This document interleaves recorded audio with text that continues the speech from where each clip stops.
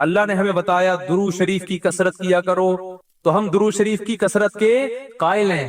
ہم نبی سے پوچھتے ہیں کہ آپ اللہ کے سفیر ہیں، یا رسول اللہ ہم آپ پہ درود کیسے پڑھیں؟ ہمارے نبی نے وہ بھی ہمیں بتا دیا، فرمایا جب دور ہو تو اللہم صلی علی محمد یہ والے درود پڑھا کرو، فرشتے مجھ تک پہنچا دیں گے، اور جب میری قبر پہ آ کے پڑھا کرو تو الصلاۃ والسلام علیک یا رسول اللہ، میں ڈائریکٹ تمہارے درود کو سن لیتا ہوں۔ تو ہمارے پاس اس بارے میں بھی ہدایات کیا ہیں؟ واضح ہدایات ہیں۔ اور درود پڑھنے سے عقیدہ توحید مضبوط ہوتا ہے۔ کیوں؟ درود اصل میں دعا ہے اللہ سے، کس کے لیے؟ پیغمبر کے لیے۔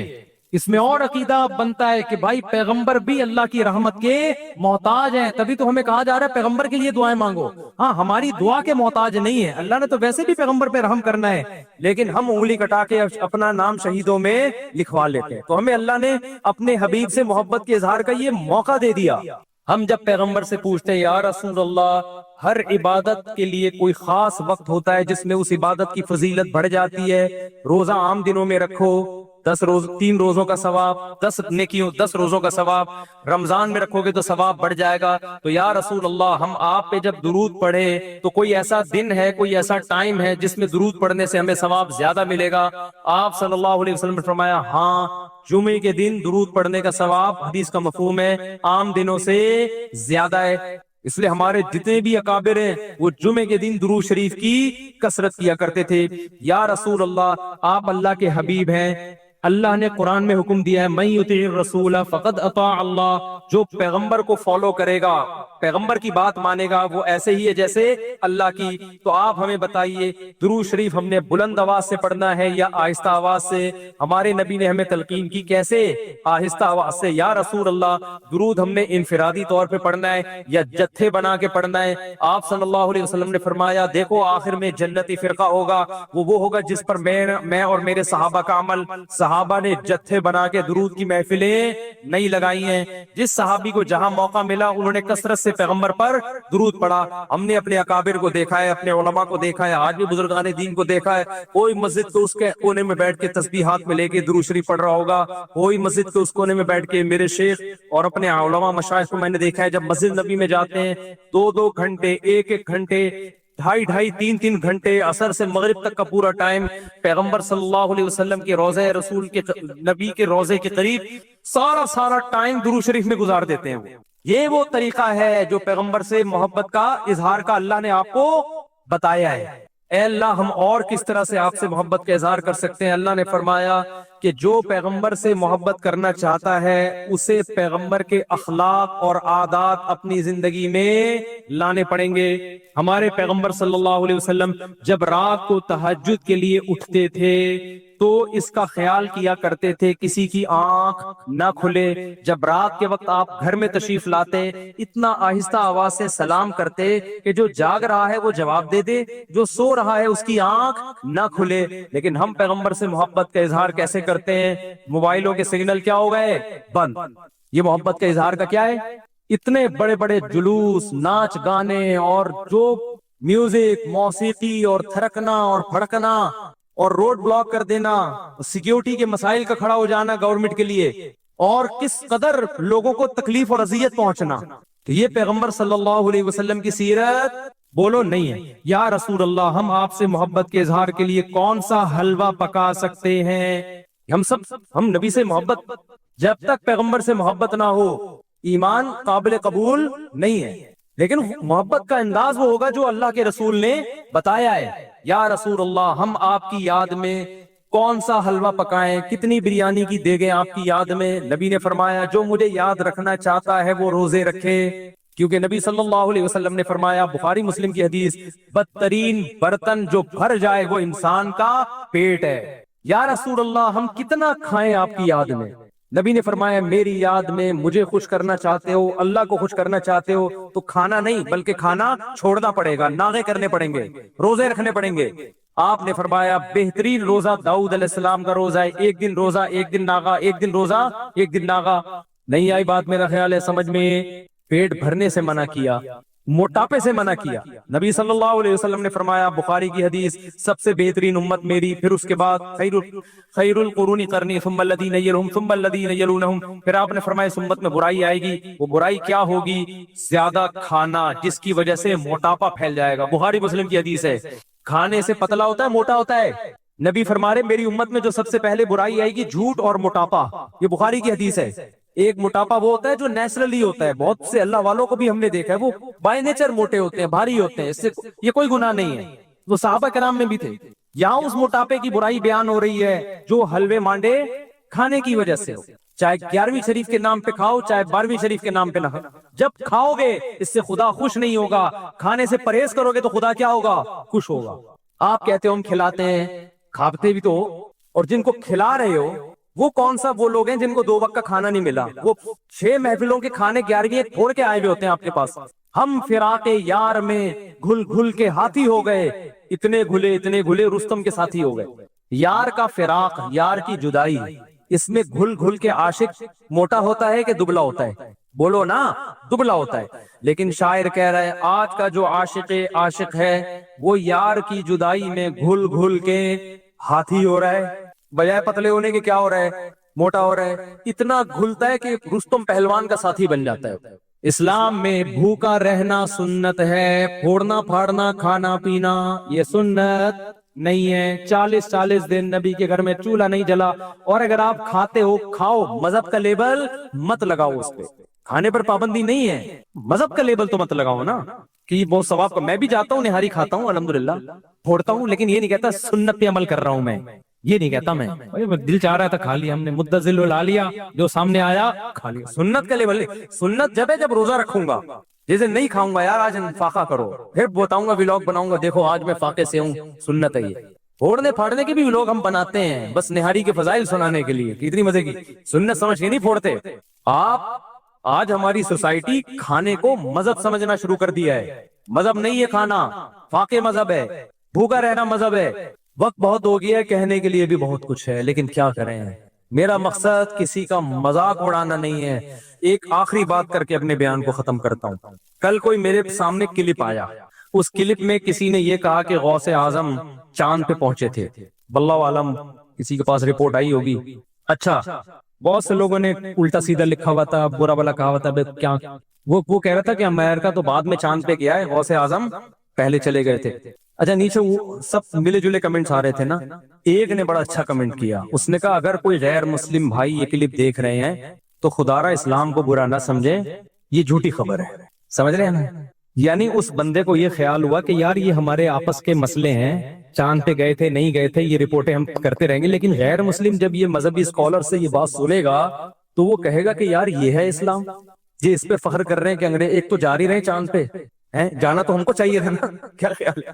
ایک تو جان ہی رہے ہیں، اوپر سے عذر لنگ بدتر از لنگ، عذر ایسا پیش کر رہے ہیں کہ ہم تو پہلے جا چکے ہیں. تو اس نے یہ لکھا کہ غیر مسلم کو کہا کہ کوئی غیر مسلم بھائی یہ دیکھ رہے ہو تو یہ اوریجنل اسلام نہیں ہے. یہ بڑا اچھا کمنٹس کیا، مجھے اس سے بڑا سبق ملا. میں نے کہا یار ہم ربیع الاول میں محرم میں جو کچھ بھی کریں یار، آپ دل کھول کے حلوے بھی کھائیں، مانڈے بھی، اور ناچیں بھی، اور گائیں بھی، اور جو بھی کرنا ہے کرو. غیر مسلم کو بس یہ بتا دو یہ اوریجنل اسلام نہیں ہے، تاکہ وہ بدگمان نہ ہو. جب غیر مسلم محرم میں ہمیں ماتم کرتا ہوا دیکھے گا، خون بہاتا ہوا، وہ اس اسلام کی طرف مائل ہوگا؟ بولو نا. اس میں اٹریکشن، نماز کو دیکھ کے مائل ہوتا ہے، روزے کو دیکھ کے مائل ہوتا ہے، حج کو دیکھ کے مائل ہوتا ہے. لیکن محرم میں جو ہم خون بہا رہے ہیں، اپنا ہی خون بہا رہے ہیں، اس عمل کو دیکھ کے غیر مسلم ہماری طرف مائل نہیں ہو. جو کچھ ربیع الاول میں ہم کر رہے ہیں اس عمل کو دیکھ کے غیر مسلم اسلام کی طرف مائل نہیں ہوگا. تو آپ سب کچھ کرو لیکن ہندوؤں کو سکھوں کو بتا دو کہ یہ سچی مچی کا اسلام نہیں ہے. سچی مچی والا اسلام وہ ہے جس میں رمضان کے روزے ہیں، جس میں پیر جمعرات کا روزہ ہے. مسلمان صبح اٹھتا ہے، سحری کے وقت میں کھاتا ہے اللہ کے لیے، سارا دن بھوکا پیاسا رہتا ہے. شام کو جب افطاری پہ دسترخوان پہ بھوک پیاس کے بعد کھانا رکھا ہوتا ہے اور اس کے منہ میں جب پہلا نوالا جاتا ہے تو پھر یہ دعا پڑھتا ہے ذهب الظما، پیاس چلی گئی، وابتلت العروق، رگیں تر ہو گئی، وثبت الاجر انشاءاللہ، اور جس خدا کے لیے ہم نے بھوک پیاس برداشت کی ہے اس خدا نے ہمارے نام اعمال میں روزے کا اجر لکھ دیا ہے. غیر مسلم اس اسلام کو دیکھ کے متاثر ہوگا جس میں آپ ماں باپ کے قدموں میں جنت تلاش کر رہے ہوگے. غیر مسلم اس اسلام کو دیکھ کے متاثر ہوگا جس میں گرل فرینڈ کا بھنگی اور چماروں والے رشتوں کا کوئی تصور نہیں ہے, جس میں عورت سے وفائے بیوی بنا کے گھر لے کر آؤ, اس کو اس کی اولاد کے کفیل بن جاؤ. یہ ہے وہ پیارا اسلام جو کس نے دیا ہے, جو اللہ نے ہمیں دیا ہے, جس کو دیکھ کر لاکھوں کروڑوں غیر مسلم مسلمان ہوئے ہیں. اور جو اسلام کا رخ آج پیش کیا جا رہا ہے, دھرنے اور روڈ بلاک اور یہ سب, یہ والا اسلام کبھی بھی غیر مسلم اس کی طرف مائل نہیں ہوگا. تو جیسے اس نے غوث اعظم کی کوئی غیر مستند کرامت بیان کر دی نا, چاند پہ پہنچنے والی, جس کا کوئی ثبوت نہیں ہے, تو نیچے کسی نے کمنٹس کر دیے کوئی غیر مسلم بھائی, اس نے کیا الفاظ تھے, غیر مسلم بھائی کو میں یہ بتاتا چلوں یہ سچی مچی والا اسلام نہیں ہے. تو آپ جو کچھ بھی کریں ایک بورڈ لگا دیں, بھائی یہ ہمارا اپنا اسلام ہے, یہ سچی مچی والا اسلام نہیں ہے. سچی مچی والے اسلام میں قبر ایک بالے سے اونچی نہیں ہوتی. سچی مچی والے اسلام میں قبریں پکی نہیں ہوتی. سچی مچی والے اسلام میں حلوے مانڈے نہیں ہوتے. پوری دنیا کے ڈاکٹر اس پر متفق ہیں کہ میٹھا کھانا انسان کی صحت کے لیے انتہائی نقصان دہ ہے. میں کینسر کے اسپیشلسٹ سے ملا ہوں, ان کا کہنا ہے کہ سگریٹ اتنی نقصان دہ نہیں ہے جتنے حلوے نقصان دہ ہے. نہیں ہے میرا خیال, بات سمجھ, سگریٹ سے زیادہ نقصان دہ کیا چیز ہے, حلوے. کیونکہ سگریٹ سے وزن نہیں بڑھتا, میٹھے سے وزن بڑھتا ہے, اور وزن بڑھنے سے بلڈ پریشر بھی ہے, شوگر بھی ہے, کینسر بھی ہے, 20 بیماریاں ہیں. سگریٹ سے صرف کینسر ہے. یہ ڈاکٹر کی رپورٹ پیش کر رہا ہوں, ہوائی فائرنگ نہیں ہے. اس پہ ریسرچ پیپر بھی دکھا سکتا ہوں آپ کو. تو اسلام اس چیز کو کیسے پروموٹ کرے گا جس میں 30 پہ بھی کھانا ہے, 40 پہ بھی کھانا ہے, 11 پہ بھی کھانا ہے, 13 پہ بھی کھانا ہے, اور جناب ربیع الاول پہ بھی کھانا ہے, 10 محرم کو حلیم کی دیگ ہے, ہر تھوڑے دن بعد کوئی نہ کوئی کھانے کا پروگرام چل رہا ہو. اسلام میں صرف ایک کھانا ہے, 2 کھانے خاندانی. ایک بقرعید کا کھانا, اس میں بھی میٹھا نہیں ہے, اس میں کیا ہے, گوشت. ایک عید الفطر کا کھانا, اس میں میٹھا ہے لیکن بہت تھوڑا, کھجور کے چند دانے. اور ایک ولیمے کا کھانا ہے جو شادی کے بعد ہوتا ہے, جو بعض لوگوں کو 4 دفعہ نصیب ہوتا ہے. اس میں بھی گوشت ہے, میٹھا نہیں ہے. اس میں بھی اولم ولو بشات, نبی نے فرمایا ولیمہ کرو اگرچہ بکرے کے ذریعے کیوں نہ ہو, ایک بکری کیوں نہ ہو. اسلام ایسی خوراکوں کو پروموٹ ہی نہیں کرتا جسے کھا کے آپ چوڑے ہو جائیں. گوشت کھا کے چوڑا نہیں ہوتا آدمی, موٹا نہیں ہوتا, کاربوہائیڈریٹ کم ہے اس میں. اور آپ میٹھے کو فوکس کر رہے ہو, یہ والا کہ میرے پاس تو مٹھائی کے ڈبے لا کے نا لوگوں نے, جو آ رہا ہے مٹھائی کا ڈبہ لے کے آ رہا ہے گفٹ میں. میں پہلے گھر میں دیتا تھا, بچے کھاتے تھے, اب میں نے گھر میں دینا بھی چھوڑ دیا. میں نے کہا میں اپنے بچوں کو کیوں تباہ کروں اپنے ہاتھوں سے یار, لڈو کھا کے لڈو جیسے بن جائیں گے وہ. ہم نے اپنے بچوں کو فوکس کیا, انڈے کھاؤ, گوشت کھاؤ, دودھ پیو. میٹھے کو میں پروموٹ نہیں کرتا گھر میں زیادہ, سمجھتے ہو. اور ہمارے یہاں مشہور کیا, کھانے کے بعد میٹھا کھانا سنت ہے. اوٹ پٹانگ باتیں کر رہے ہو یار تم, کھانے کے بعد کھانا ہی کہاں سنت ہے کہ اس کے بعد میٹھا کھانا بھی سنت ہو. تو جو قدرتی طور پر موٹے ہوتے ہیں وہ تو بڑے بڑے بزرگان دین ہیں, وہ تو قدرت کی طرف سے. بعض صحابہ کا جسم بھی بھاری تھا, لیکن خوب سمجھ لو کھا کے جو موٹا ہو رہا ہے, اللہ اس کے رسول صلی اللہ علیہ وسلم کو وہ پسند نہیں ہے. صحیح حدیث, آپ نے ایک شخص کو دیکھا جن کا پیٹ نکلا ہوا تھا, بھاری جسم تھا, آپ نے فرمایا لو کان ہذا فی غیر ہذا لکان خیرا, کما قال صلی اللہ علیہ وسلم. فرمایا جو خوراک تم نے کھائی ہے نا, جو پیسہ خرچ کیا ہے, کسی اور جگہ پہ خرچ کرتے تو اچھا تھا. تو اس لیے میرے بھائی خدا کے لیے اسلام کو بدنام بولو مت کرو. روزے رکھو, تہجد پڑھو, کم کھاؤ, بھاگو دوڑو. صحابہ کرام کی جو ایکٹیویٹیز تھی وہ یہی تھی. صدقہ خیرات کرو چھپ کے, دیگوں کو فوکس مت کرو. دیگ سے غریب کو فائدہ نہیں ہوتا, منہ دیگ جیسا ہو جائے گا وہ غریب بھی, اس کے پاس تو علاج کے پیسے بھی نہیں ہے. چپکے سے لے جا کے غریب کو صدقہ کر دیا کرو. ایسے دائیں ہاتھ سے دو, بائیں کو بھی پتہ نہ چلے. اس کو بولو بھائی یہ پیسے ہیں, اب تیری جو ضرورت ہے اس سے پوری کر. اور اگر وہ کہے مجھے کھانا ہی چاہیے تو دیکھ کے بجائے گھر میں راشن ڈلوا دو. کیا کر لو, چپکے سے لے جا کے راشن ڈلوا دو اس کے گھر میں. دکھا کے بھی ڈلوا سکتے ہو تاکہ لوگوں کو ترغیب ہو, لیکن راشن ڈلواؤ, پیسے دو. بکروں کو فوکس مت کرو, دیگوں کو فوکس مت کرو. اللہ دیگ بننے سے پہلے ہمیں ان باتوں کو سمجھنے کی, تو یعنی اس سے پہلے کہ ہم خود دیگ جیسے بن جائیں, اللہ ہمیں ان باتوں کو سمجھنے کی توفیق عطا کہ وہ شخص اسلام کی مٹھاس چکھ لے گا, اسلام کا ذائقہ چکھ لے گا, جو اس بات پہ راضی ہو گیا کہ اللہ میرا رب ہے, اسلام میرا دین ہے, اور محمد صلی اللہ علیہ وسلم میرے نبی ہیں. دیکھیے اس حدیث میں یہ نہیں فرمایا کہ جو ایمان لایا کہ اللہ میرا رب ہے, اسلام میرا دین ہے اور نبی میرے نبی ہیں, یہ نہیں. مر رضیہ, جو اس پہ راضی ہو. ایمان الگ چیز ہے, راضی ہونا الگ چیز۔ دوسرا وہ راضی ہونا کسے کہتے ہیں وہ میں بھی آگے بتاتا ہوں انشاءاللہ۔ لیکن اللہ میرا یہ رب ہے، اس سے پہلے حدیث میں آتا ہے کہ ذاق طعم الایمان، وہ ایمان کا ذائقہ چکھ لے گا۔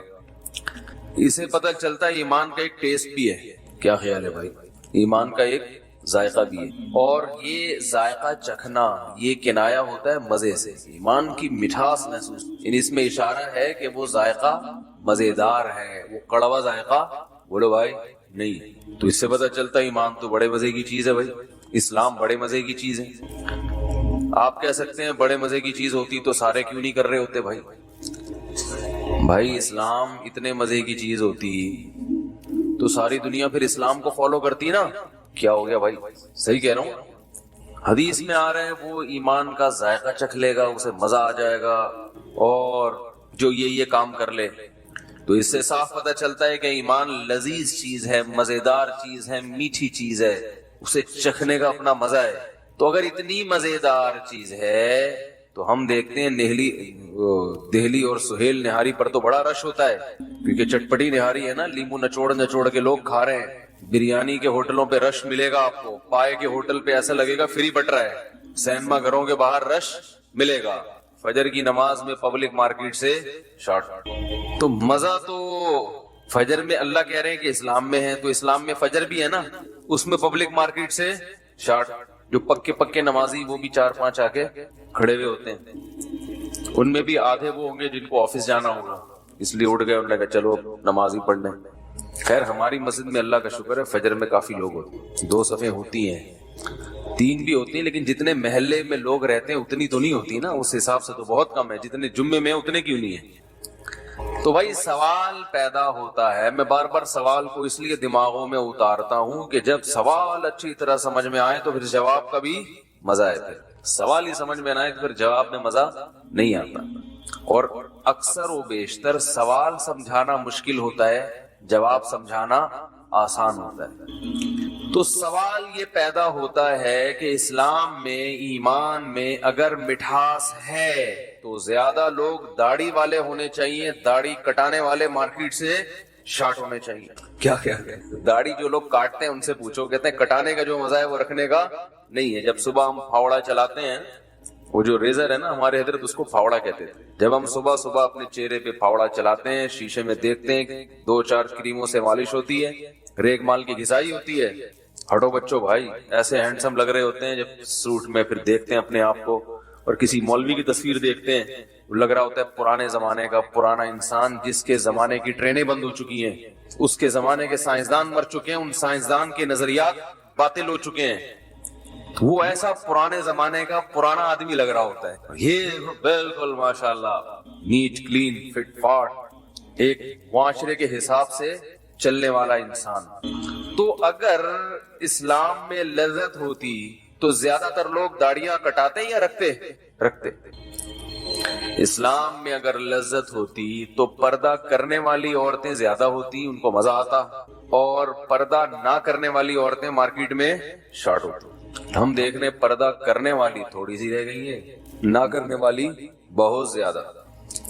تو اسی پہ ایک حکم آپ لے کے چلے جائیں، سچ بول کے مال بیچنے والے زیادہ ہوتے، جھوٹ بول کے بیچنے والے کم ہوتے۔ لیکن معاملہ کیونکہ جھوٹ میں جو مزہ ہے وہ سچ میں بالکل، ٹوپی کراؤ کسی کو سب مزہ آتا ہے انسان کو، 5 روپے کی چیز 5000 میں بیچ دی بیوقوف بنا کے، اس کا اپنا ہی مزہ ہے بھائی۔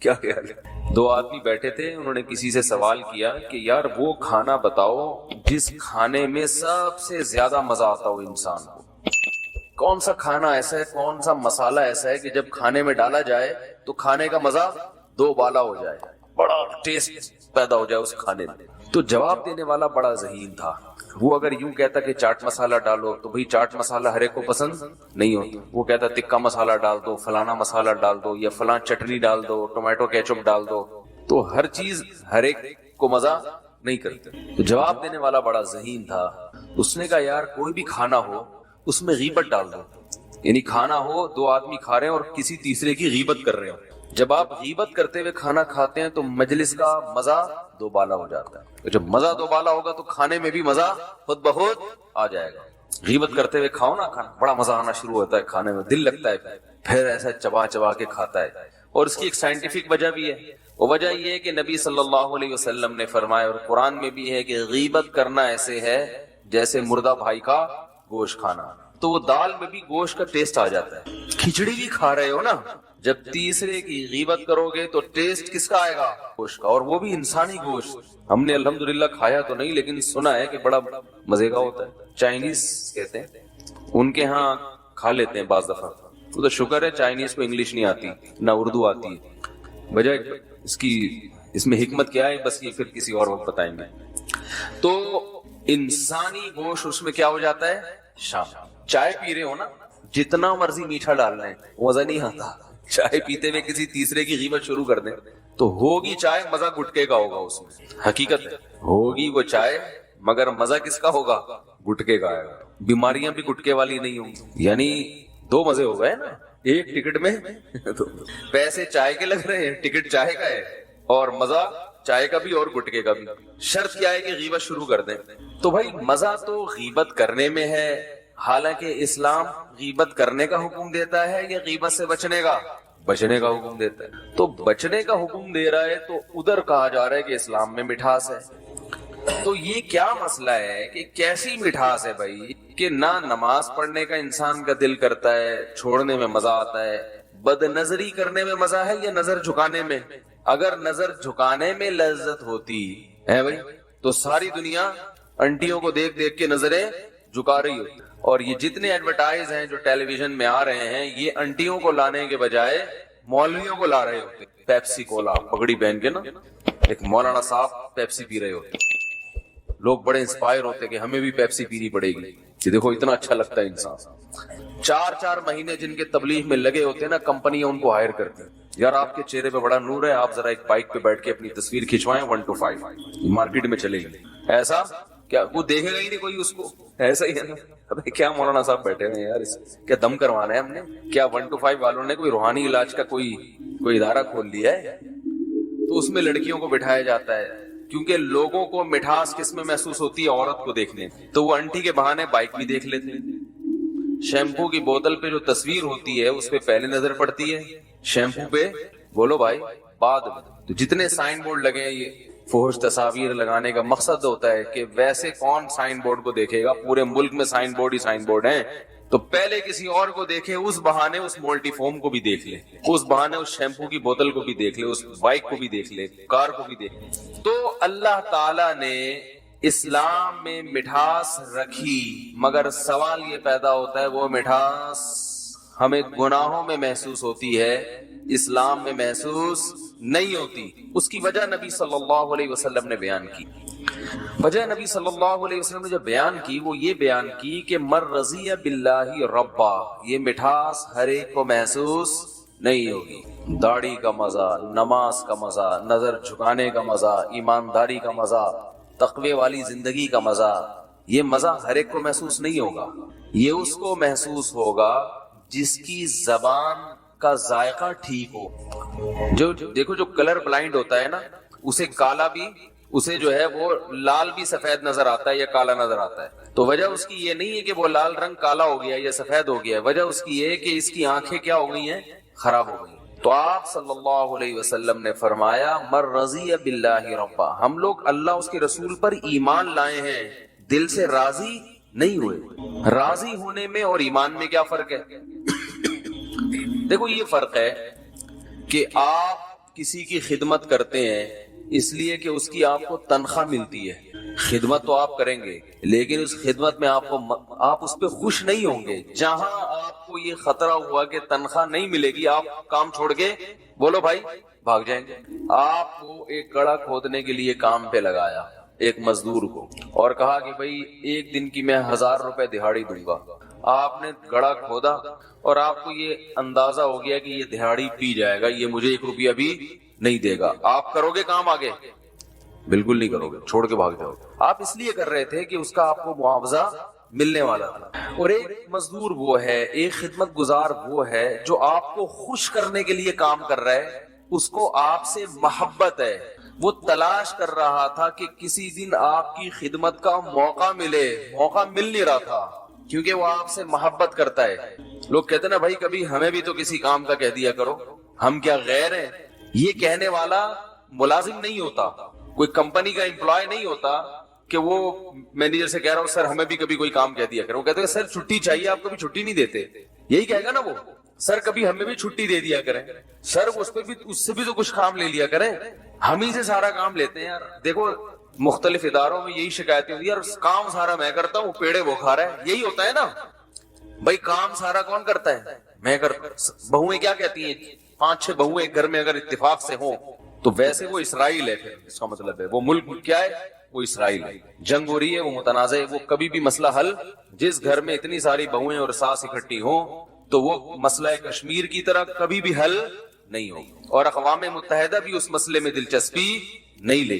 حقیقت بتا رہا ہوں, وہ فلسطین کا مسئلہ ہے اور وہ کشمیر کا مسئلہ ہے, اس میں یونائٹڈ نیشن بھی پیچھے ہٹے گی. بھائی یہ بہت خطرناک مسئلہ ہے, اس میں ہمیں ذرا بھی دلچسپی, اس سے ہم ٹوٹ بھی سکتے ہیں. تو اب وہاں کیا ہوتا ہے کہ اکثر پھڈے بہو میں آپس میں ہو رہے ہوتے ہیں, کام سارا میں کرتی, تعریفیں اس کی ہوتی ہیں بھائی ہم تو خدمت کر کر کے تھک گئے, لیکن آج تک ساس کے منہ سے 2 بول ہماری تعریف میں نہیں نکلے. تو وجہ کیا ہے کہ یہاں خدمت کا معاوضہ چاہیے. یہ محبت میں نہیں ہو رہی خدمت, کہ بہو کو ساس سے چونکہ بے پناہ عشق اور محبت ہے, وہ اس پہ راضی ہے کہ یہ میری ساس بن گئی. میں تو عرصے سے کوشش میں تھی کہ یہ میری ساس بنے. اس کی کوشش میں تو ہوتی ہے کہ ان کا بیٹا میرا میاں بنے, لیکن اس کی اماں میری ساس بنے, اس کی کوشش نہیں ہوتی. سمجھ میں آ رہی ہے بات؟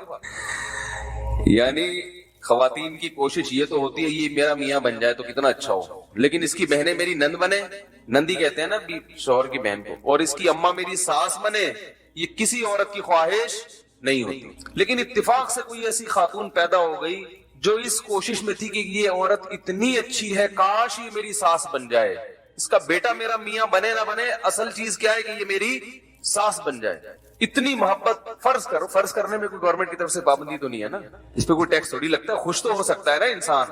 لوگ کہتے ہیں ایسی عجیب سی مثالیں دے رہے ہیں جو مارکیٹ میں ہے ہی نہیں, تو اس لیے دے رہا ہوں کہ چلو یار حقیقت میں نہیں ہے, فرض کر کے خوش ہو جاؤ. کیا خیال ہے؟ مثالیں تو اور بھی ہیں میرے پاس. وہ مثال جو ہماری ڈپریشن میں کمی کا ذریعہ بنے وہ سب سے بہترین مثال ہوتی ہے. اس میں بھی ایک ٹکٹ میں مثال کی مثال ہو کر سکون بھی مل گیا. تھوڑی دیر کے لیے تصور کر لو کہ کسی بہو کو ایک عورت سے بڑی محبت ہو گئی, اس کی نورانیت اور اس کی عبادت دیکھ کے, اور ویسے ہی اس کے اخلاق دیکھ کے, اور اب اس کو اس کے بیٹے سے شادی اس لیے نہیں کر رہی کہ اس کا بیٹا میرا شوہر ہو, بلکہ اس لیے کر رہی ہے کہ اس کی ماں میری کیا بن جائے, ساس بن جائے. میری ماں کا انتقال ہو گیا ہے تو اب میں ماں لیس زندگی گزار رہی ہوں, مجھے ایک اپنی ماں جیسی ماں چاہیے, اور مجھے اس عورت میں اپنی ماں کی ممتا اتفاق سے نظر آتی ہے. صحیح ہے نا؟ اب اس کو جب اس نے ساس بنایا تو وہ تو کوشش میں تھی کسی طرح مجھے اس کی خدمت کا موقع ملے, تو اس ساس کو ہم کہیں گے کہ یہ اپنی ساس پہ راضی ہے, یعنی اس پہ راضی ہے کہ یہ میری ساس بنے, اس پہ خوش ہے. یہ سمجھ رہے ہیں, اس پہ یہ خوش ہے, مطمئن ہے. اسی کے حصول کے لیے تو اس نے نکاح کیا اس کے بیٹے سے. اب چونکہ ہوتا ایسا نہیں ہے, ساس بہو کے جھگڑے کیوں ہوتے ہیں؟ عورت کو ساس گریبی میں ملی ہوتی ہے, شادی اس نے کی تھی اس کے بیٹے سے کہ یہ والا میاں ملے گا گریبی میں. بھائی جب وہ بھی تو کسی کا بیٹا ہے نا, وہ کوئی عیدی سینٹر میں تھوڑی دریافت ہوا تھا وہ ہے. بھائی یہ سب چیزیں تو شادی سے پہلے سوچنی چاہیے تھی نا. میں غلط کہہ رہا ہوں؟ خاتون کہتی ہے کیسی سانس مل گئی مجھے, کیا مل گئی؟ تو بھائی جب آپ کسی سے نکاح کرو گی تو وہ کوئی عیدی سینٹر میں تھوڑی پیدا ہوا ہے کہ اس کا کوئی ابا نہ ہو, اس کی اما نہ ہو. تو جب وہ ہے تو اس کی بہنیں بھی ہیں, اس کی ماں بھی ہے, اس کا باپ بھی ہے, وہ تو سارے سب وہ تمام تر ٹینشنوں کے ساتھ ملا ہے. تو یہ پہلے سوچنا چاہیے شادی سے کہ نکاح جب ہوگا تو تمام تر ٹینشنیں گریبی میں وہ ضمناً آئیں گی. اور مرد کو بھی سوچنا چاہیے کہ یہ جو لڑکی مجھے ملی ہے اس کے بھائی بھی مجھے غریبی میں بطور سالے ملیں گے, چاہے آپ ان سے راضی ہو یا نہ ہو. پھر وہ کہہ رہا ہے یار یہ کیا اس کے بھائی بھی ہیں, یہ تو مجھے یوں کرتے. تو یہ تو پہلے سوچنا تھا. کوئی عیدی سینٹر سے تھوڑی کسی لڑکی کو اٹھا کے لائے ہو, تو اس کا ابا بھی ہوگا. جہاں آپ اپنے ابا سے اپنی بیگم کو ڈراؤ گے تو بیگم اپنے ابا سے بھی آپ کو ڈرائے گی. نہیں تو نیچرل ہے بھائی. تو اب یہاں جو میاں بیوی ایک دوسرے کو مل رہے ہوتے ہیں تو وہ ایک دوسرے سے راضی ہوتے ہیں, یعنی خوشی سے ملے ہوتے ہیں. لیکن ایک دوسرے کے جو رشتہ دار ہیں ان پر ایمان تو ہوتا ہے, رضا نہیں. ایمان اس لیے کہ بھائی وہ اس نے برتھ سرٹیفکیٹ دکھا دیا, نادرا کا وہ سرٹیفکیٹ دکھا دیے, ثابت کر دیے کہ میرے ابا ہیں, تو عورت نے بھی مان لیا جو تمہارے ابا ہیں اور یہ تمہاری اماں ہیں، تو میں ایمان لائی، یقین کر لیتی ہوں کہ یہ میری ساس ہیں اور یہ میرے سسر ہیں، یہ میری نندے ہیں، بھائی میرے پاس انکار کا کوئی آپشن نہیں ہے، مجبوری ہے، ایمان لے آتی ہوں۔ تو یہ ایمان ہے، رضا نہیں ہے۔ ہم بھی جو اللہ پہ ایمان لائے ہیں، ایمان تو ہے مگر رضا نہیں ہے۔ اللہ نے اپنی قدرت کے دلائل اتنے رکھ دیے کہ اللہ پر ایمان لانا پڑتا ہے۔ بھائی کائنات خود سے بن نہیں سکتی، کسی نے بنایا ہے۔ محمد صلی اللہ علیہ وسلم کی تعلیمات بتاتی ہیں کہ آپ جھوٹے نبی نہیں ہو سکتے، سچے نبی ہیں۔ تو ہم سب ایمان لائے تو ہیں، مگر ایسا لگتا ہے ہم اس ایمان پہ مطمئن نہیں ہے، مجبوری ہے، جہنم میں جانا ہے، جل جائیں گے۔ اگر جمعے کی بھی چھوڑ دی تو یار ایسا نہ ہو قبر کا عذاب صحیح سچی مچی کا نکلے اور پھر چترول لگ رہے ہو وہاں پہ، ٹھیک ہے نا۔ ماں باپ کو اگر ہم نے جمع کرا دیا اولڈ ہوم میں تو مسئلہ نہ کھڑا ہو جائے، کوئی بددعا نہ لگ جائے، تو یہ سارے ڈرونے خواب اور مختلف قسم کی چیزیں ہمیں دھکا لگا کے، جیسے پرانی گاڑی ہوتی ہے نا، چلنے چاہتی نہیں ہے، دھکے لگا کے اس کو چلایا جا رہا ہوتا ہے، تو اس گاڑی کو چلنے میں مزہ آئے گا ہے بھائی، اور وہ ڈرائیور جو بیٹھا ہے اس کو مزہ آئے گا، گاڑی تو چلے گی مگر اس میں لذت نہیں ہوگی۔ تو مر رضی باللہ ربن کا مطلب ہے اللہ مجھے بڑی خوشی ہے کہ تو میرا رب ہے، بڑی خوشی ہے کہ میں تیرا غلام ہوں۔ رب کا مطلب میں غلام، تو میرا پالنے والا، تو میرا آقا اے اللہ، میں خوش ہوں، اس پہ مطمئن ہوں۔ ہم تو تلاش میں تھے ہمیں کوئی رب ملے، ہم تو تلاش میں تھے ہمیں کوئی راستہ ملے، راستہ ہی نہیں مل رہا تھا، اب مل گیا تو خوشی، بھائی اب تو چلیں گے اس راستے پہ۔ ایک آدمی اندھیروں میں بھٹک رہا ہو، اسے راستہ نہ مل رہا ہو، بیچارہ کبھی ادھر کبھی ادھر کبھی ادھر کبھی ادھر، خودکشی کے خیالات آنے لگے، اور کوئی شخص آ کے اسے بتائے کہ تمہیں جدھر جانا ہے منزل تمہاری اس طرف ہے اور اس پہ راستہ تمہارا یہ روڈ ہے جو اس طرف لے کے جائے گا تمہیں، تو آپ ایک دم، اور پھر وہ دلائل سے ثابت بھی کر دے، لائٹ مار کے دکھائے، دیکھو آگے خود حکومت نے لکھا ہوا ہے سائن بورڈ پہ کہ خانے وال جانے والا راستہ یہ ہے، یہ روڈ ادھر سے مڑے گی، یوں مڑے گی، اتنے کلومیٹر کا فاصلہ رہ گیا ہے، اب آپ کو اس راستے پہ چلنے میں مزہ آنا شروع ہو جائے گا۔ ہمیں اسلام چونکہ فری میں مل گیا والدین سے، اس لیے ہمیں اسلام کی قدر ہے نہیں۔ دنیا بھٹک رہی ہے رب کی تلاش میں، دنیا اسی سوال کا جواب تلاش کر رہی ہے کہ کسی نے ہمیں پیدا کیا بھی ہے کہ نہیں کیا، اسی بحث میں وقت کو برباد کر رہے ہیں۔ پھر جن کو اس کا جواب ملا کسی نے پیدا کیا ہے، تو ان کو یہی نہیں پتا کہ وہ ایک ہے یا ایک سے زیادہ۔ کوئی پتھر کی بنی ہوئی مورتیوں کو، بھائی اس کو مزہ آ رہا ہے تبھی تو پتھر کے سامنے جھک رہا ہے وہ، اس سے پتا چلتا ہے کہ اللہ کی تلاش اور اللہ کے سامنے جھکنا یہ انسان کی نیچر ہے، اس میں انسان کو لذت محسوس ہوتی ہے۔ تبھی تو لوگوں کو صحیح خدا نہیں ملتا تو پتھروں سے بنے ہوئے خداؤں کو خود سے بنا کر ان کے سامنے جھکنا شروع کرتے۔ دنیا میں ہر دور میں کسی نہ کسی عنوان سے پیدا کرنے والے کی عبادت ہوتی رہی ہے۔ کسی نے پیغمبروں کو معبود بنا لیا، کسی نے پتھروں کو بنا لیا، کسی نے بندروں کو بنا لیا، کسی نے سورج کو بنا لیا، تو یہ سارے بھٹک رہے ہیں کہ ہمیں کوئی ایسا رب چاہیے جس کے سامنے ہم جھکیں، جس کی ہم عبادت کریں۔ یہ انسان کی نیچر ہے، اگر یہ نیچر نہ ہوتی تو دنیا میں اگر صدیوں سے آپ دیکھیں نا انسان، تو عبادت نہ کرنے والے زیادہ ہوتے، کرنے والے کم، جبکہ دنیا میں ہمیشہ سے عبادت کرنے والے زیادہ ہیں، چاہے وہ بتوں کی کرتے ہوں، چاہے وہ مزاروں پہ سجدے کرتے ہوں، لیکن عبادت کرنے والے ہیں، یہ فطرت ہے انسان کی۔ تو محمد صلی اللہ علیہ وسلم نے اس انسانیت پہ یہ احسان کیا کہ انہیں صحیح خدا کا پتہ بتا دیا، صحیح رب کا ایڈریس بتا دیا، یہ ہے، اور دلائل سے ثابت بھی کر دیا۔ تو بھائی جس کو صحیح رب مل جائے اس کو تو پھر یہ ٹینشن تو اس کی ختم ہو گئی کہ رب ہے یا نہیں ہے، کون سا صحیح ہے کون سا غلط ہے، اس کو تو راستہ مل گیا نا۔ اب اسے تو اس کو منانے میں مزہ آئے گا یا ٹینشن ہوگی؟ مزہ آئے گا بھائی، اس کو کہتے ہم تو تلاش میں تھے۔ صحیح رب ملنے کے بعد تو پہلے حدیث کے الفاظ کیا، مر رضیہ، راضی ہو، خوش ہو۔ یہ نہ ہو کہ یار پتہ نہیں کیوں پیدا ہو گئے مسلمان گھروں میں، انگریز پیدا ہوتے تو کتنا مزے کی زندگی تھی۔ دیکھو ایک عجیب بات ہے، یہ جو خوش ہوتے ہیں نا شرابیں پی کے اور ناچ گانے کر کے، اور یہ جو اوٹ پٹانگ حرکتیں مارکیٹ میں چل رہی ہیں، اس کی مثال ایسے ہے جیسے کوئی آدمی اندھیروں میں بھٹک رہا ہو، ٹینشن سے پاگل ہو رہا ہو نا، اب ٹینشن میں آ کے وہ چرس پینا شروع کر دے. اکثر ٹینشن والے لوگ چرس پیتے ہیں نا. ہائے ہائے ہائے، کاش یہ مثالیں سمجھ میں آ جائیں آپ لوگوں. میں تو سوچ رہا ہوں اپنی مثالوں کا نا مسالوں کی طرح ایک ڈبہ بنا کے مارکیٹ میں، ایک کمپنی بنا کے مارکیٹ میں پھینکوں، کیونکہ ان مثالوں میں مسالوں سے زیادہ لذت ہے. مجھے مثال دینے میں اتنا مزہ آتا ہے، پتہ نہیں آپ لوگ کو سننے میں آ رہا ہے کہ نہیں آ رہا. دیکھو ایک مثال سے بعض دفعہ بات ایسی واضح ہو جاتی ہے کہ اس کا خصم کے پاس جواب نہیں ہوتا، کیونکہ پروپیگنڈے کا دور ہے نا. اتنا پروپیگنڈا کیا ہے، اتنا پروپیگنڈا کیا ہے آج مغربی دنیا نے، لبرل لوگوں نے، کہ اسلام کو سمجھنا مشکل بنا دیا ان کم بختوں نے. کہتے ہیں گورا انجوائے کر رہا ہے، یہ مولوی پتہ نہیں کیسے ٹینشن ڈپریشن. ارے مولوی ٹینشن میں ہوتے تو ڈپریشن کی گولیاں مولوی کھا رہے ہوتے ہیں بھائی.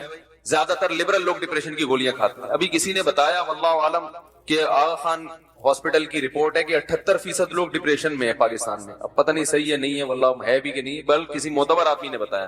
78% لوگ. مجھے کسی نے کہا کہ وہاں بھی ایسا ہی ہے مغربی دنیا میں 78% لوگ. تو میں نے کہا ہمارے ہاں 78% ہیں، ان کے ہاں بھی 78%، لیکن ہمارے ہاں کوالٹی وائز تھوڑا لو لیول کوالٹی کے نفسیاتی ہیں. ان کے اگر 78% ہیں تو کوالٹی کے لحاظ سے صحیح ہے نا، کیونکہ رپورٹ میں یہ تو آیا، کوانٹٹی تو دیکھی گئی ہے، کوالٹی پر رپورٹ پیش ہمارے تھوڑے تھوڑے، ان کے تھوڑے زیادہ سے ہو گئے. تو اگر یہ ڈپریشن کا مسئلہ، یہ عیش و عشرت کی وجہ سے اس میں لذت ہوتی، تو لذت میں زندگی گزارنے والا ڈپریشن میں تھوڑی جاتا ہے.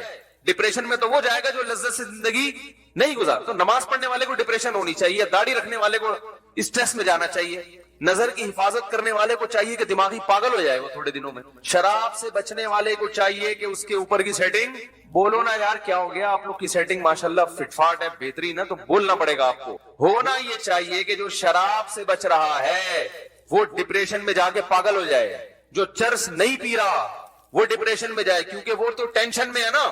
شراب پینے والا لذت میں ہے، زنا کرنے والا مزے میں ہے، ماں باپ کو اولڈ ہوم میں جمع کرانے والا لذت میں اور لائف کو انجوائے کر رہا ہے، گٹکے کھانے والا لذت میں ہے. اور آج کی ایک رپورٹ آئی ہے، ایک اور چیز آئی ہے مارکیٹ میں، ماوا. مجھے پتہ ہی نہیں تھا، ہم گٹکے کو برا بلا کہہ رہے ہیں بلا وجہ. ماوا پرانا ہو گیا. اچھا. اور یہ مین پوری کیا چیز ہے؟ ماوا کی کوئی ڈگری کوئی ہے؟ بہن بھائی ہیں تو کھا رہے ہیں شیشہ پی رہے ہیں، تو بھائی یہ تو خوش ہونے چاہیے. اگر اس میں واقعی لذت ہے، اس میں مزے ہیں، تو بھائی ان کو تو جو فلمیں دیکھنے والے، سینما گھروں میں جانے والے، لائف بہت مزے کی ہنسی ایسی انجوائے کرنا چاہیے ان کو. وہ فلم بھی دیکھ رہے ہیں بھائی، ان کو تو زیادہ مزہ آنا چاہیے. تو میں ان مزوں کی حقیقت آپ کو ذرا 2 منٹ میں بیان کرتا ہوں. یہ ایسے ہے میرے بھائی، جو راستہ بھول گیا، منزل ہی نہیں پتا، بھٹک رہا ہے، تو ٹینشن میں آتا ہے، تو اب اس کے پاس ٹینشن کو ختم کرنے کے لیے چرس کے علاوہ کوئی راستہ نہیں ہے. آپ نے جانا تھا لاہور، بائی روڈ نکلے آپ، راستہ بھول گئے، اور ایسا بھولے کہ یہ بھی بھول گئے کہ جانا کہاں ہے. ایک تو راستہ بھولتا ہے انسان کہ چلو لاہور جا رہا تھا لیکن لاہور کا راستہ بھول گیا، کوئی بتا ہی نہیں رہا کمبخت، کوئی مل نہیں رہا بندہ، نہ کوئی سائن بورڈ ہے، بھٹکتا ہے یار، ادھر جانا ہے، کوئی کہہ رہا ادھر جانا ہے، کوئی کہہ رہا ادھر جانا ہے، کوئی کہہ رہا ادھر جانا ہے. اب آپ پریشان ٹینشن میں فون کرو گے نا بار بار، کبھی کہاں فون کرو گے بھائی، میں گاڑی میں راستے میں ہائی وے پہ کھڑا ہوا ہوں، بچے میرے ساتھ ہیں، گھر والے میرے ساتھ ہیں، گاڑی کا پیٹرول بھی ختم ہو سکتا ہے اور ڈاکو بھی آ سکتے ہیں، مجھے راستہ بتاؤ. میں یہاں کے لیے تھوڑی، میں تو صحرا میں کھڑا ہوا ہوں. کیسی ٹینشن میں ہوگے نا آپ، پاگل ہونے شروع ہو جاؤ گے ٹینشن سے. یہ ٹینشن خدا کی قسم کم ہے. اس سے بڑی ٹینشن یہ کہ راستے میں آ کے آپ یہی بھول گئے کہ میں جا کہاں رہا تھا. تو اب آپ کے ذمہ 2 کام ہے. پہلے تو یہ کہ ادھر ادھر سے پوچھو بھائی میں نکلا کہاں کے لیے تھا، میں تو بھول ہی گیا. پھر نکل جہاں جا رہا تھا، پھر اس کا راستہ پتہ چلے کہ وہ ہے راستہ، وہ کہاں ہے. ہائے ہائے ہائے ہائے ہائے، بہت مشکل ہے بھائی. اس زمانے میں کسی کو اونٹ پہ کو رکشے میں بٹھانا آسان ہے، کسی کو صحیح بات سمجھانا بڑا مشکل. تو 2 چیزیں ایسی ہیں. اب تو آپ ڈبل ٹینشن میں نا، اب آپ روڈ پہ گھوم رہے ہو، تو ایسے موقع پہ انسان کیا کرتا ہے، یار تھوڑا چائے پیتے، تھوڑا ٹینشن کیا ہوگی ہے بھائی کم. اور زیادہ ٹینشن میں آؤ گے سگریٹ، نہیں بھی وہ کہتے ہیں یار اب یہ 1 دن 2 دن 10 سال ہو گئے اسی ٹینشن میں یہاں گھوم رہے ہیں، تو چلو یار کو سٹا لگاؤ، سکون حاصل کرو. ہر وہ چیز جو اس کی لذت کا سامان بنے گی، وقتی طور پر ان تمام لذتوں کو حاصل کرنے کی کوشش کرے گا ٹینشن ختم کرنے کے لیے. تو ختم کرنے کی ضرورت اسی کو ہوتی ہے جس کو ٹینشن ہونا. تو ان چیزوں میں اگر لذت ہوتی تو بھائی ان چیزوں سے ٹینشن بڑھتی نہیں بلکہ ختم ہوتی. اور یہ ان کو ضرورت نہ ہوتی جو پہلے سے ٹینشن میں ہے. تو اس لیے اللہ نے بتایا کہ جس کو اللہ کا پتہ چل گیا اور اس پہ خوش بھی ہے، وہ راضی ہے، مطمئن ہے کہ بس وہی میرا رب ہے اور اسلام میرا دین ہے، اور اسلام جو بتایا ہم نے کس نے؟ محمد صلی اللہ علیہ وسلم نے، تو محمد صلی اللہ علیہ وسلم جو اسلام بتائیں گے اس کو مانوں گا، اور جو بدعتی لوگ اپنے طریقے سے اسلام بتا رہے ہیں اس کو میں قبول نہیں کرتا، کیونکہ اسلام کو ڈیفائن کرنے والے بھی درجنوں لوگ ہیں نا۔ تو محمد صلی اللہ علیہ وسلم کا لایا ہوا اسلام تو فالو کروں گا، باقی کسی کا نہیں۔ اس چیز پہ جب اطمینان ہو گیا، اس کا مطلب اسے منزل بھی پتا چل گئی اور اسے راستہ بھی پتا چل گیا، ہر چیز اسے پتا چل گئی، تو اس میں اب اس کو مزہ آ رہا، اب یہ گاڑی بھگائے گا 5ویں گیئر میں، سمجھ رہے؟ اب یہ دائیں بائیں کوئی پیپسی لے کے کھڑا ہوا ہے، کوئی چائے لے کے، ہٹا یار پہنچنا ہے، ہوتا ہے نا۔ ہاں جب تھک جائیں گے چلتے چلتے، راستے میں کہیں اسٹے ہوا تو گریوی میں دودھ پتی بھی چلے گی، پان بھی چلے گا، گٹکا بھی چلے گا، لیکن یہ اصل مقصد نہیں ہے۔ اسٹے تو کرتے ہیں نا، 4-5 گھنٹے کے بعد جا کے تھوڑا اسٹے ہو گیا، چلو بھائی تھوڑا سا واش روم میں ہو کے آ جاؤ، ٹھیک ہے، تو اسٹے تو اسلام نے بھی دیا ہے نا۔ 5 سارا دن نمازیں پڑھنے کا تھوڑی کا ہے، فجر پڑھو چلو گھر جاؤ، شاباش، یہ تھوڑی کہ بیٹھے رہو ظہر تک۔ حج زندگی میں ایک دفعہ کیا بس ختم ہے، کافی، ایک دفعہ بہت ہے، کرنا ہے تو غریبی ہے، نہیں تو زندگی میں ایک دفعہ کافی۔ زکات ایک دفعہ ہے، قربانی فطرہ ایک دفعہ۔ یہ تھی کہ ہر روزانہ بڑی بڑی رقمیں صدقہ نکال کے خود روڈ پہ آ گئے، تو اللہ تعالیٰ نے خود انٹرٹینمنٹ کا درمیان میں بریکیں رکھی ہوئی ہیں۔ فجر پڑھنے آتے ہو، امام صاحب کہتے ہیں بریک کے بعد دوبارہ ظہر میں ملیں گے انشاءاللہ۔ کتنی لمبی بریک ہے دیکھو، حالانکہ بریک کم ہوتی ہے، پروگرام زیادہ ہوتا ہے نا، لیکن یہاں پروگرام تھوڑا ہے، بریکیں کیا خیال ہے بھائی؟ اتنی لمبی بریک کے بعد اللہ کہتے ہیں دوبارہ ملیں گے۔ تو وہ 5 ٹائم نماز پڑھنا مشکل ہو رہا ہے، نماز 5 ٹائم پڑھنا، وہ بریکیں جو ہے نا اتنی لمبی لمبی بریکیں، وہ بریکوں کو اصل بنا لیا اس نے۔ یہ ایسے ہی ہے جیسے ٹی وی میں کوئی پروگرام آ رہا ہو، کوئی ڈرامہ آ رہا ہو، اس میں ڈرامہ تھوڑا رہ گیا اور بریکیں زیادہ، ہر 2 منٹ کے بعد کہتے ہیں بریک کے بعد ملتے ہیں، تو انسان کہے گا بھائی اس ڈرامے کا نام بریک رکھو، بریک۔ یہ ڈرامہ نہیں ہے، اصل ڈرامہ ہے، اصل تو بریکیں ہیں، ایڈورٹائزمنٹ ہے، اس میں تھوڑے تھوڑے ڈرامہ ڈالا ہوا ہے۔ جیسے دودھ میں آج کل پانی میں تھوڑا سا دودھ ڈال کے بیچ دیا جاتا ہے نا، پانی میں تھوڑا سا کیا دودھ کا تڑکا لگا دیتے ہیں آج کہ بھائی چلو سفید ہو گیا تو پیو، کیلشیم سے بھرپور، وائٹامن سے۔ تو اب کیا ہوگا کہ جب آپ کو پتا چل گیا کہ بھائی جانا کہاں ہے اور راستہ کون سا ہے، تو آپ چونکہ وہاں خوشی خوشی جا رہے ہیں، کوئی پھانسی کے پھندے پہ لٹکنے کے لیے تھوڑی جا رہے ہیں، پھر آپ کی سپیڈ کیا ہو جائے گی، پھر آپ ممکن ہے چائے بھی پی لو راستے میں، تھوڑا کہیں اتر کے تھوڑا سا گھوم پھر بھی لیے، لیکن وہ آپ کا مقصد نہیں ہوگا، اصل جو فکر ہوگی آپ کی منزل۔ اور تو جب آپ کو منزل کا پتا ہو اور آپ کو راستے کا بھی پتا ہو، تو پھر اس راستے پہ چلنے میں جیسے جیسے منزل قریب آئے گی آپ کی ٹینشن بڑھنے کے بجائے کم ہوتی چلی جائے گی۔ تو آپ صلی اللہ علیہ وسلم نے فرمایا ذاق طعم الایمان من رضی باللہ ربا، رب پہ راضی ہو جاؤ۔ اے اللہ، راضی ہونے کے 2 مطلب، ایک تو خوش ہو، دوسرا یہ کہ اپنے آپ کو حوالے کر دے کہ اب میں آپ پہ راضی ہوں، مجھے کسی اور کی ضرورت نہیں ہے، بس نہ معاشرے سے پوچھوں گا کیا کرنا ہے بھائی، نہ باپ سے پوچھوں گا، نہ ماں سے پوچھوں گا، نہ باس سے پوچھوں گا، لائف اسٹائل میرا وہ ہوگا جو اللہ بتائے گا۔ جہاں اللہ نے کہا والدین کی مانو وہاں مانوں گا، جہاں اللہ نے کہا نہیں مانو وہاں والدین بھی دوسرے نمبر پہ، جہاں اللہ نے کہا باس کی مانو وہاں مانوں گا، جہاں اللہ نے منع کر دیا باس پھر میرا باس نہیں، پہلے اللہ۔ جس خواہش کو پورا کرنے کی اجازت اللہ نے دے دی اس خواہش کو پورا کروں گا، جس کی اجازت اللہ نے نہیں دی نہیں ہو سکتا۔ زندگی سے ہم تو کنفیوز ہوتے ہیں نا، اس سے ٹینشن ہوتی ہے کہ یہ کر کے دیکھ لو، یہ گناہ بھی کر کے دیکھ لو، بعد میں توبہ کر لیں گے، ٹرائی کرنے میں کیا جا رہا ہے۔ زندگی پھر نہ ادھر کے نہ گناہوں میں ایک وقتی لذت ہے، وہ بھی پوری طرح حاصل نہیں ہوگی کیونکہ ڈر لگا رہے گا، اور حقیقت میں تو گناہ میں ٹینشن ہے نا، وہ وقتی لذت کے بعد تو ٹینشن ہے، کیونکہ منزل آپ کو پتا بھی یہ راستہ ہے کہ ادھر جا ہی نہیں رہے آپ، تو وہ تو جیسے جیسے وقت ختم ہوگا عمر بڑھتی چلی جائے گی، آپ کی ٹینشن میں اضافہ ہوتا چلا جائے گا۔ ہمارے ایک دوست نے واقعہ سنایا، کینیڈا سے امریکہ جا رہے تھے، راستہ بھول گئے، تو کینیڈا میں -40 تک آپ کو پتا ہے کہ ٹیمپریچر جاتا ہے، اور وہاں -40 -30 جب یہ ٹیمپریچر ہو گاڑیوں میں ہیٹر چلتا ہے، اگر وہ ہیٹر بند ہو جائے اور پولیس نہ پہنچے تو آپ کی موت ہے یقینی، کہ اتنے ٹیمپریچر میں کہاں انسان زندہ نہیں رہ سکتا۔ تو بتا